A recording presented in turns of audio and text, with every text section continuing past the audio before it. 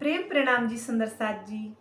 आज कीर्तन ग्रंथ के 12वें प्रकरण का मंथन करेंगे। यह कीर्तन सूरत में उतरा है और वैष्णवों को संबोधित करते हुए महामती श्री प्राणनाथ जी कह रहे हैं। बचन विचारो रे मीठड़ी बलबाचारज वानी, अर्थ लिए बिना अंधेरी करत सबों को फानी। महामती जी कह रहे हैं, हे वैष्णवों, हे धार्मिक कहलाने वालों, हे धर्म में सर्वोपरि वैष्णवों, बल्लभाचार्य जी द्वारा की गई टीका सुबोधनी टीका का तुमने अच्छे से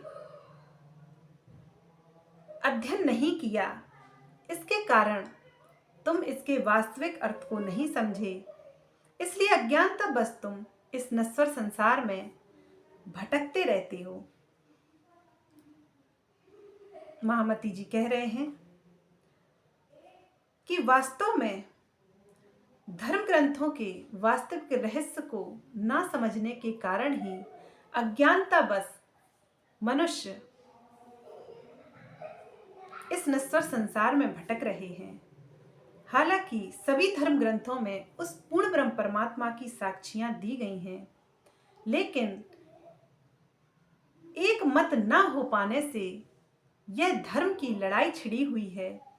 महामती जी कहते हैं कि इसका इन सब धर्म ग्रंथों का वास्तविक रहस्य तो स्वसंवेद या कुलजम स्वरूप के द्वारा ही प्रकाश में लाए जा सकते हैं, क्योंकि महामती कहते हैं कि अब अपनी मत ले ले साधु बोले, शब्द भय हजार, पर एक शब्द को अर्थ ना उपजे। महामती जी कहते हैं कि अपनी बुद्धि से अर्थ करते करते अनेक ग्रंथों की रचना हो जाती है, लेकिन उस एक अगोचर उस पूर्ण ब्रह्म परमात्मा को संशय रहित आज तक कोई नहीं कर पाया। सभी अटकल की बुद्धि का ज्ञान है। तो महामती कह रहे हैं कि जिस तरह से करोड़ों ग्रहों में अपना कोई प्रकाश नहीं होता, वे तो सूर्य के प्रकाश से ही प्रकाशित हैं, उसी प्रकार से सभी धर्म ग्रंथ अंधेरे में हैं। सभी धर्म ग्रंथ का कोई संशय रहित ज्ञान नहीं है। जब तक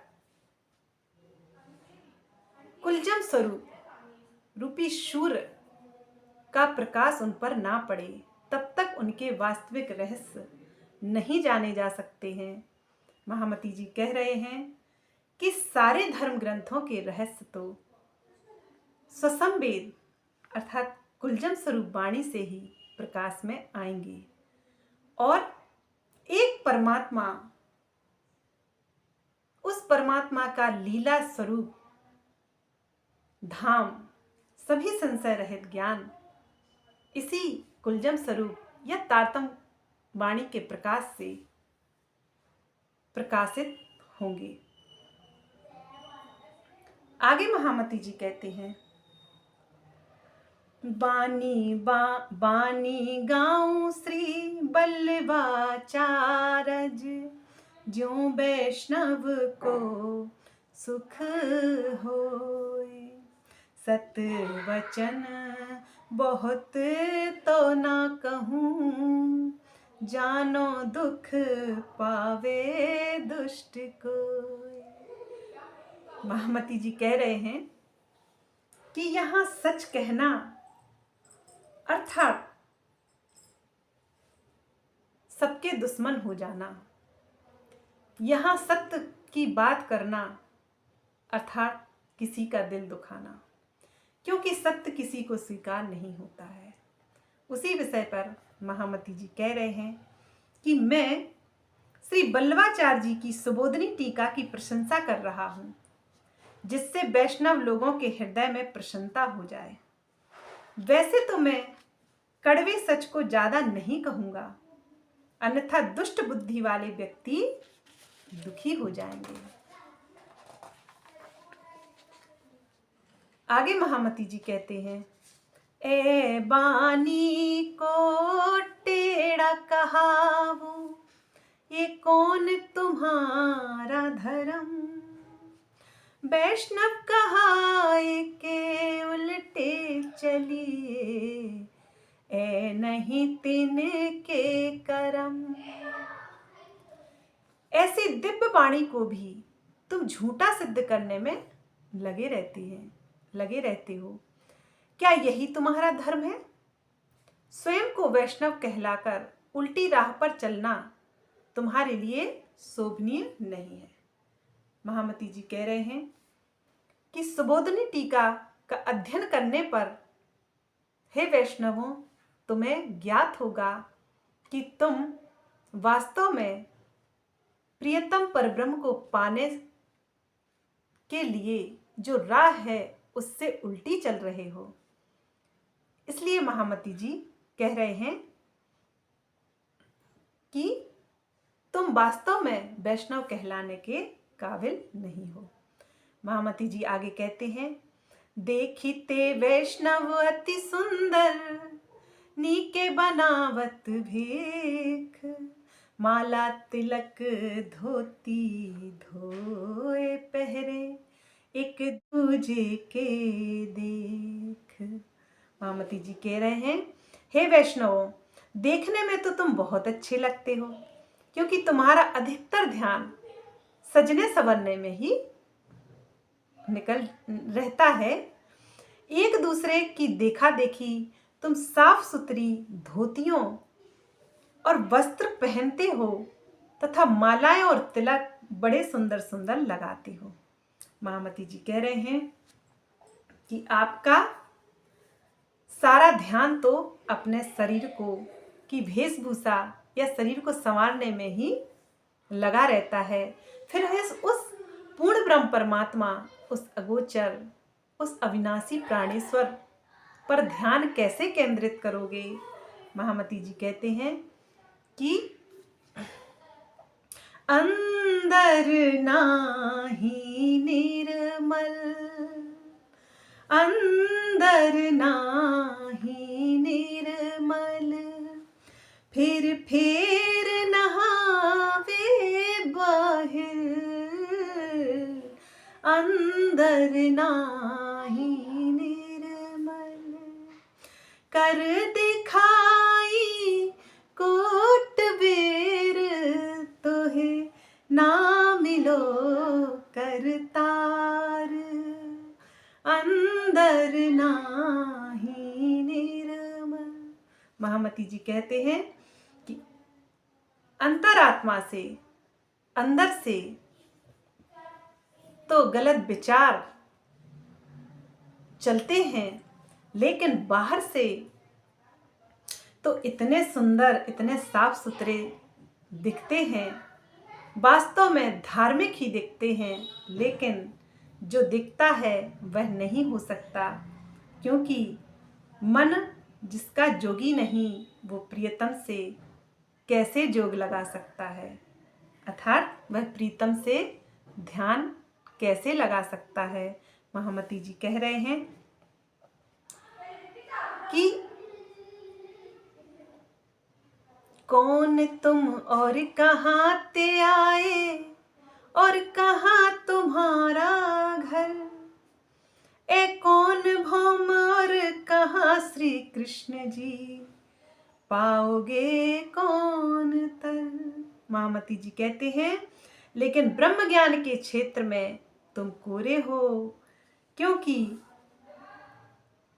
तुम्हें यह भी पता नहीं कि तुम कौन हो, कहाँ से आए हो, तुम्हारा अखंड घर कहाँ है, जिस संसार में रह रहे हो वह कैसा है, और श्री कृष्ण जी का अखंड रूप कहाँ पर लीला कर रहा है, तथा तुम उन्हें कैसे पाओगे।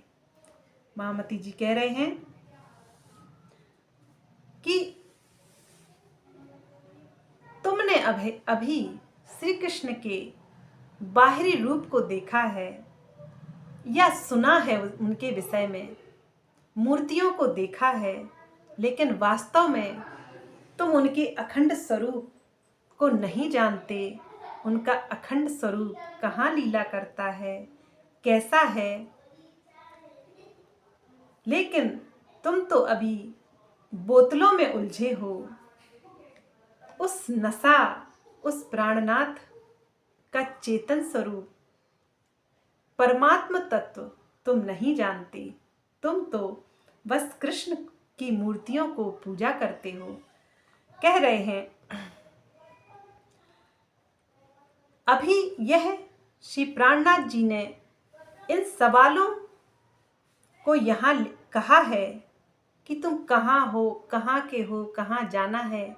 यह सारे सवालों के जवाब निजानंद संप्रदाय महामती श्री प्राणनाथ जी ने स्पष्ट रूप से इन सारे भेदों को खोला है।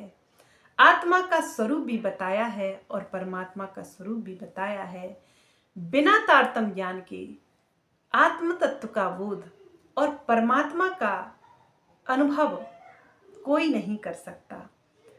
अब महामती जी आगे कहते हैं, उत्तम भेख धरो वैष्णव के और वैष्णव आप कहाओ। जो वैष्णव बस करे नव अंग, सो वैष्णव क्यों ना जगाओ। महामती जी कह रहे हैं सच्चे वैष्णव की नकल करते हुए तुम उत्तम वेशभूषा धारण कर लेते हो और स्वयं को भी श्रेष्ठ वैष्णव मानने लगते हो।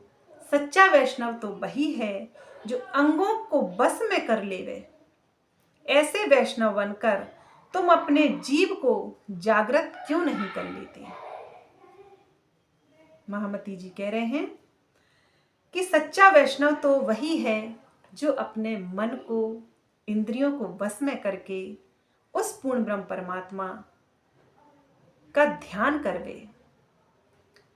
अधिक से अधिक समय स्वयं के शरीर को सजाने में नहीं बल्कि उस प्रियतम की याद में बितावे और उनका ध्यान करवे। उससे ही सभी की आत्मा तृप्त होती है और अखंड आनंद।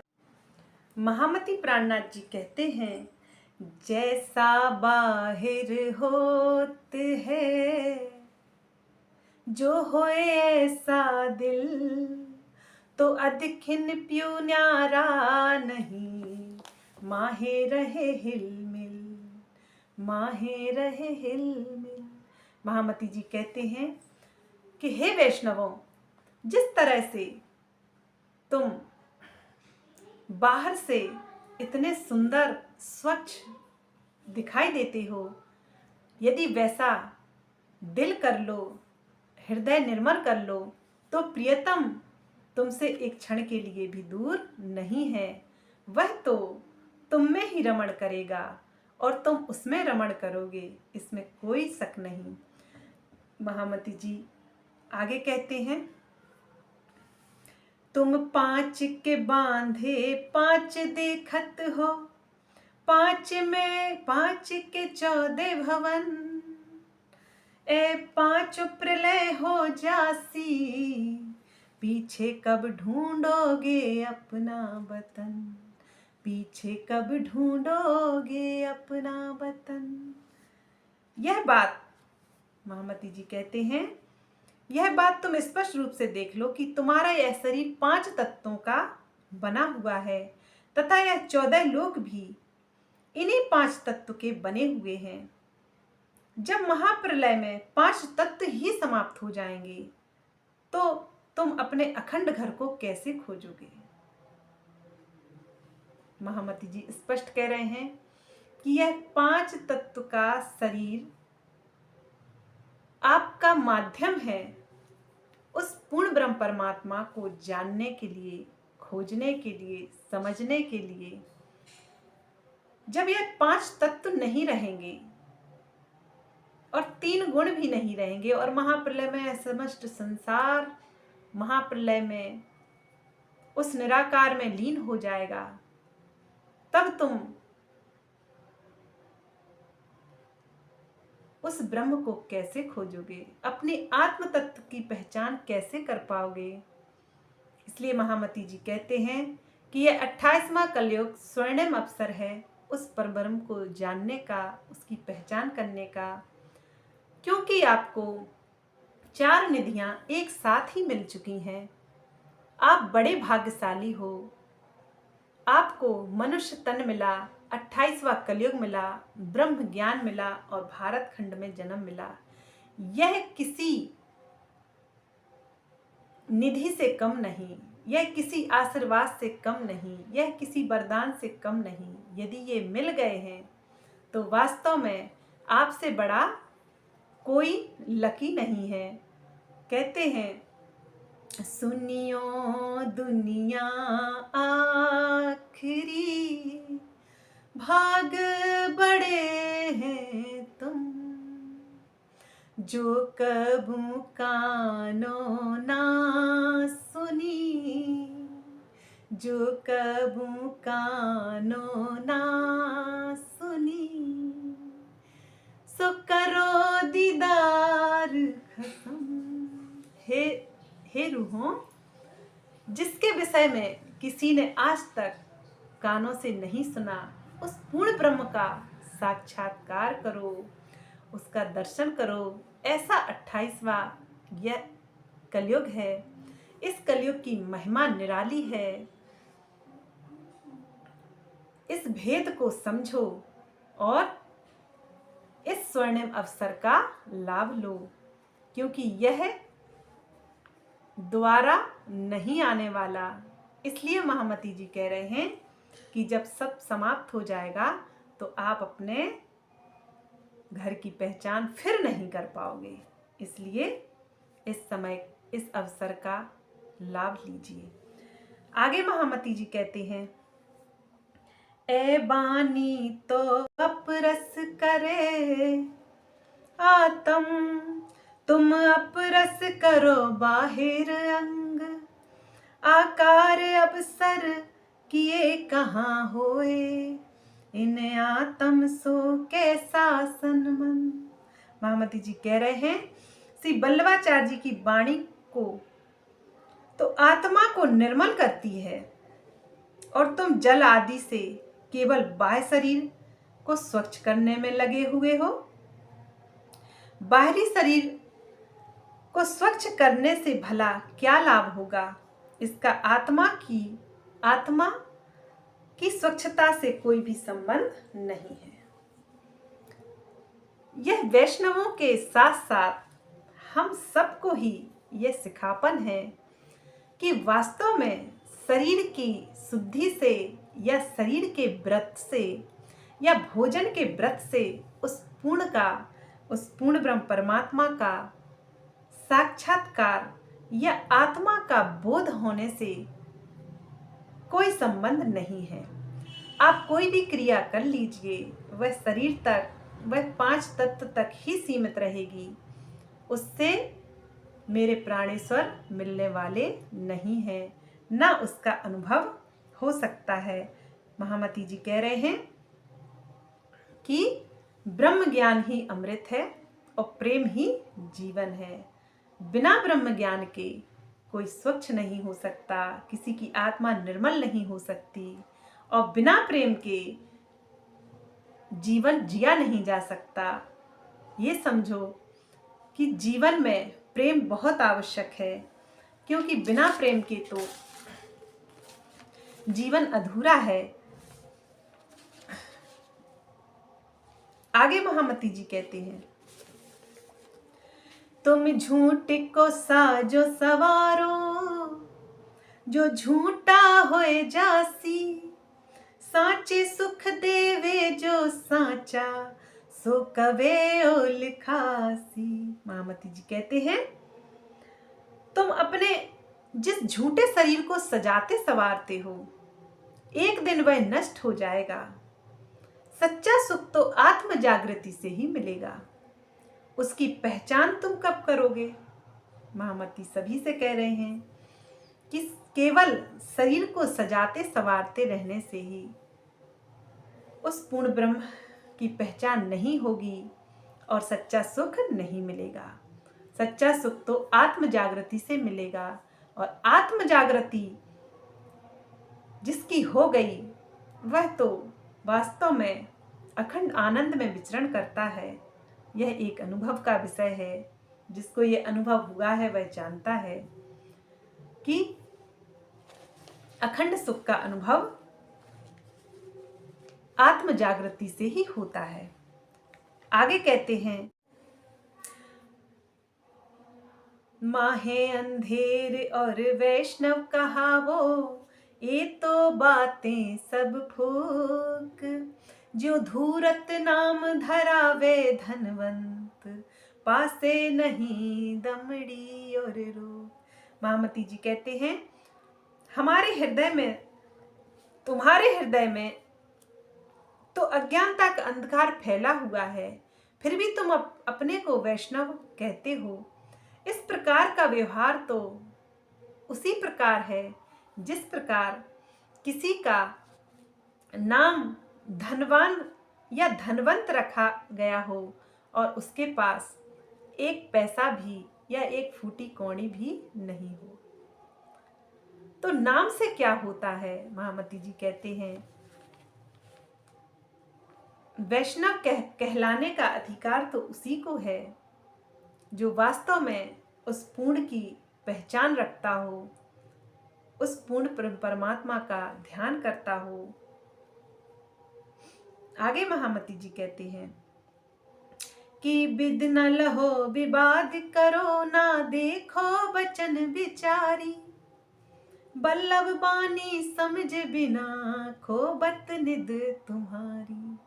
महामती कह रहे हैं, ना तो तुम श्री बल्लभाचार्य जी के वचनों का विचार करते हो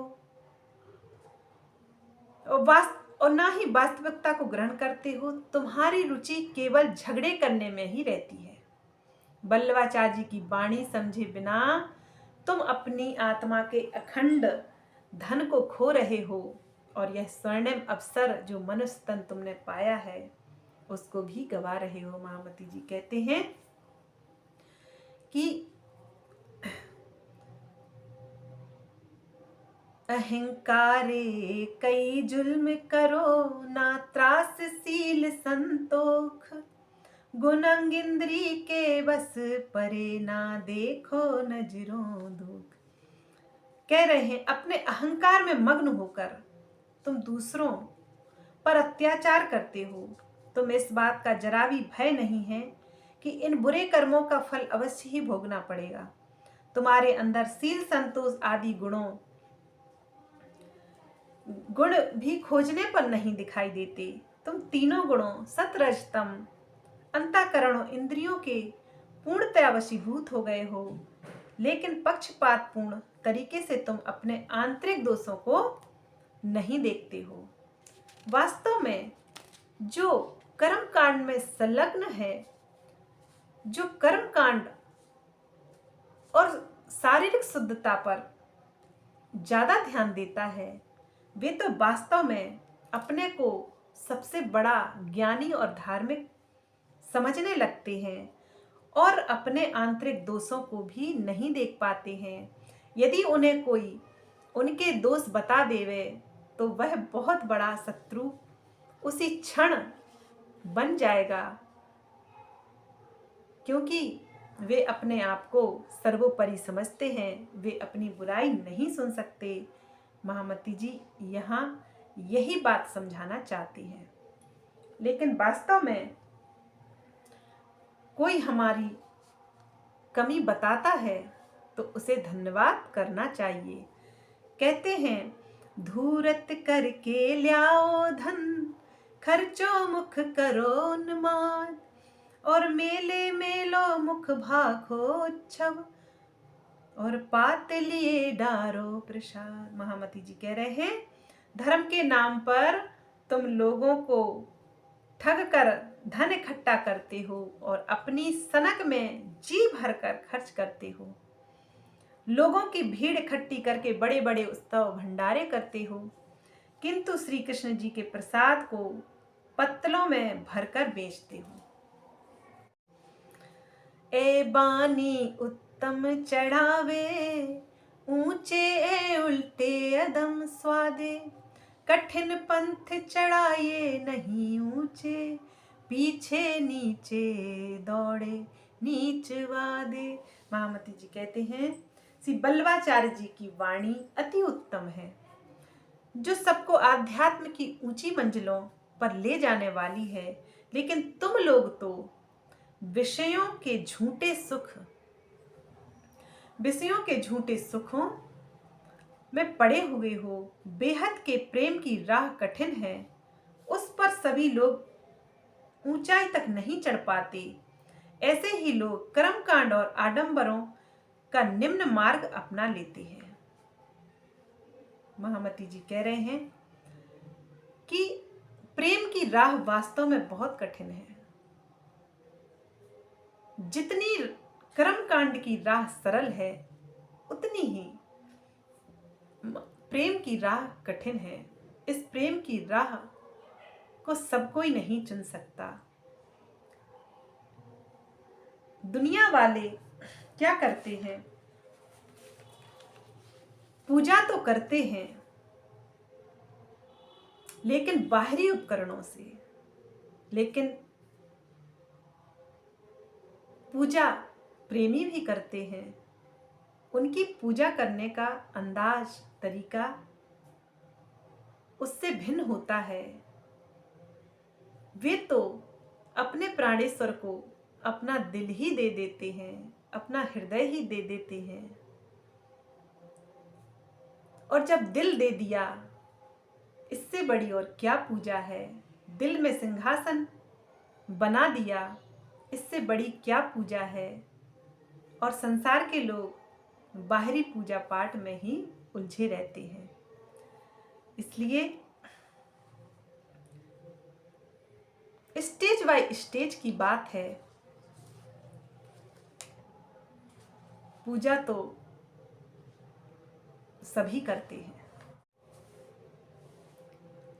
तुम आगे महामती जी कहते हैं, कुकर्म करो कुटिल गति चालो, आगे पीछे चीटी हार, और बल्लभ कुंवर कितने को वर्जे, कई उल्टे सेवक संसार। तुम एक दूसरे की देखा देखी कर रहे हो, चीटी की हार की तरह छल कपट की राह चलते हो, और धर्म की ओट में कुकर्म करते हो। आखिर श्री बल्लवाचार्य जी किस किस को रोकें, किस किस को मना करें? इस संसार में उल्टी बुद्धि वाले कई सेवक भी तो हैं, जो हमेशा धर्म के विपरीत आचरण करते हैं। वास्तव में परमात्मा कोई लीला या संत अपने अनुभव से कुछ लिखते हैं, कुछ टीका करते हैं, तो उनका अर्थ लोग नहीं समझते और उनके विपरीत चलते हैं। अब बार बार ना तो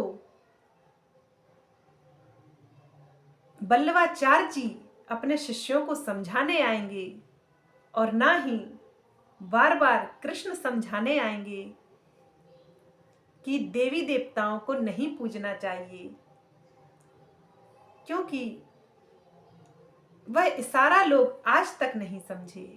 श्री कृष्ण जी ने कहा था कि इंद्र की पूजा ना की जाए, क्योंकि वह अपने कर्तव्यों का पालन कर रहे हैं। लेकिन लोग आज भी नहीं समझे। अब कृष्ण बार बार तो सबको समझाने के लिए नहीं आएंगे। उसी प्रकार महामती जी कह रहे हैं कि बल्लवाचार्य जी भी कितने शिष्यों को समझाने बार बार आएंगे, किस किस को रोक लेंगे? उन्होंने तो सुबोधनी टीका में सब कुछ वर्णन कर दिया। अब वो ना समझें तो कोई क्या कर सकता है? इसलिए महापुरुषों का लेख, महापुरुषों के इशारे, महापुरुषों का कथन समझना बहुत आवश्यक है, वो बार बार नहीं इस संसार में आएंगे। महामती जी कहते हैं, ए बानी तुम नाही पहचानी, या में बिद बिद के प्रकाश, इन प्रकाश में खेले श्री कृष्ण जी, रमे अखंड लीला रास। महामती जी कहते हैं, हे वैष्णवों, तुम्हें बल्लवाचार्य जी की इस वाणी की महत्ता का आभास नहीं है। इसमें अनेक प्रकार के ज्ञान के रत्न छुपे हुए हैं। उनके स्पष्ट होने से ही यह विदित होता है कि बेहद में श्री कृष्ण जी महाराज की अखंड लीला कर रहे हैं। महामती जी समझा रहे हैं कि जब आप वास्तविक अर्थ को नहीं समझेंगे तो बोतलों में ही उलझे रहेंगे, उस नशा, उस असली शराब तक नहीं पहुंचेंगे।